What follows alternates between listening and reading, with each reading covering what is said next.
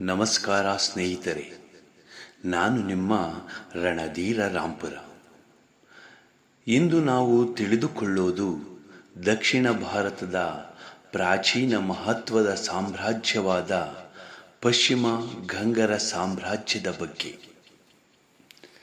ಕ್ರಿಸ್ತಶಕ ಸುಮಾರು 325ರ ಸುಮಾರಿಗೆ ದಕ್ಷಿಣ ಭಾರತದಲ್ಲಿ, ಅದು ಕರ್ನಾಟಕದಲ್ಲಿ ದೊಡ್ಡ ಬದಲಾವಣೆ ಸಂಭವಿಸಿತು.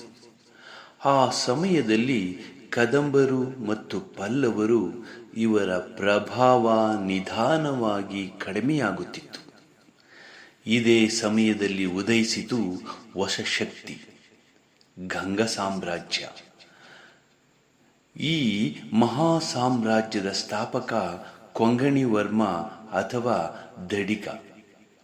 ದಡಿಗರವರು ಗಂಗ ಸಾಮ್ರಾಜ್ಯವನ್ನು ಸ್ಥಾಪಿಸಿ ದಕ್ಷಿಣ ಭಾರತದ ಇತಿಹಾಸದಲ್ಲಿ ಹೊಸ ಅಧ್ಯಾಯವನ್ನು ಆರಂಭಿಸಿದರು. Rise of western Ganga dynasty, ಪಶ್ಚಿಮ ಗಂಗರ ಉದಯ. ಪಶ್ಚಿಮ ಗಂಗರು ದಕ್ಷಿಣ ಕರ್ನಾಟಕದಲ್ಲಿ ಸುಮಾರು ಕ್ರಿಸ್ತಶಕ 325ರಲ್ಲಿ ಉದಯಿಸಿದರು.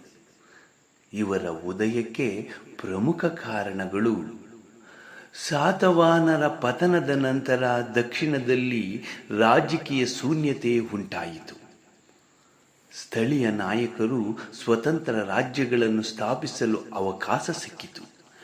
ಈ ಸಂದರ್ಭದಲ್ಲಿ ಕೊಂಗಣಿವರ್ಮ ಮಾಧವ ಅಥವಾ ದಡಿಗ ಗಂಗವಾಡಿ ಪ್ರದೇಶದಲ್ಲಿ ತನ್ನ ಸ್ವಂತ ರಾಜ್ಯವನ್ನು ಸ್ಥಾಪಿಸಿದನು. ಗಂಗವಾಡಿ 96,000 ಎಂಬ ಪ್ರದೇಶ ಇವರ ಆಡಳಿತ ಕೇಂದ್ರವಾಗಿತ್ತು. ಗಂಗ ಸಾಮ್ರಾಜ್ಯದ ಮೊದಲ ರಾಜಧಾನಿ ಕೋಲಾರ. ಇದರ ಸ್ಥಾಪಕ ಕೊಂಗಣಿವರ್ಮ ಮಾಧವ ಅಥವಾ ದಡಿಗ. ಗಂಗ ಸಾಮ್ರಾಜ್ಯದ ರಾಜಧಾನಿ ಕೋಲಾರ, ನಂತರ ತಲಕಾಡು. ರಾಜ ಲಾಂಛನ ಮದಗಜ. ಗಂಗ ಸಾಮ್ರಾಜ್ಯದ ಧರ್ಮ ಜೈನ, ಶೈವ, ವೈಷ್ಣವ. ಗಂಗ ಸಾಮ್ರಾಜ್ಯದ ಪ್ರಮುಖ ಕೊಡುಗೆ ಗೊಮಟೇಶ್ವರ ಮೂರ್ತಿ. ಗಂಗ ಸಾಮ್ರಾಜ್ಯದ ಪ್ರಮುಖ ರಾಜರು ದುರ್ವಿನೀತ, ಸ್ತ್ರೀಪುರುಷ ಮತ್ತು ಭೂತಗ 2.